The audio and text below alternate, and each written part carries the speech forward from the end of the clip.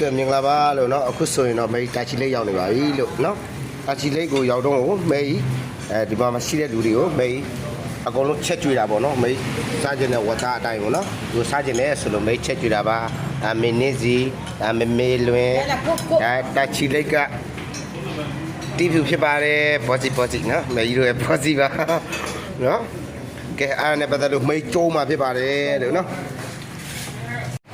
ပဲဆောင်းเนาะခေါ်လိုက်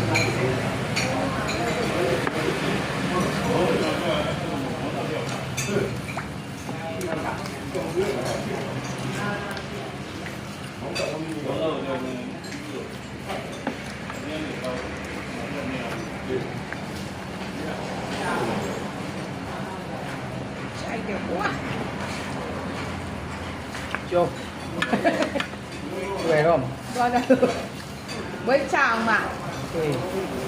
မညံဝါနေမလို့တဲကြော်မဟိရွက်လက်မဟိရွက်လက်တဲကြော်တို့ရချစ်တော့ပက်ကန်ရှင်လေးပါဟိုခစ်ချင်းရပက်ကန်ရှင်ယူကြီးရတာဒီလာမင်းသဘုံမှုပါရှင်းကြပါဗျာကိုရှိမှလည်းစားတယ်သူမြတ်ရှိမှလည်းစားတယ်နော်နေ့နဲ့ဆက်တဲ့ရောက်လာတာလိုက်ဝတ်ဒီပါ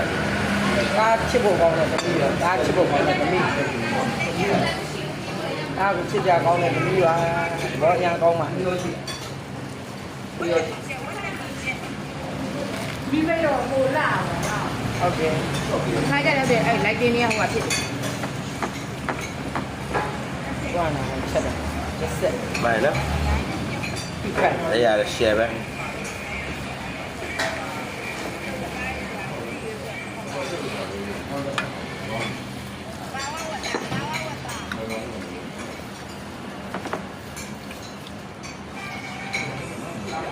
တော့ငါကြိုက်ပါမလား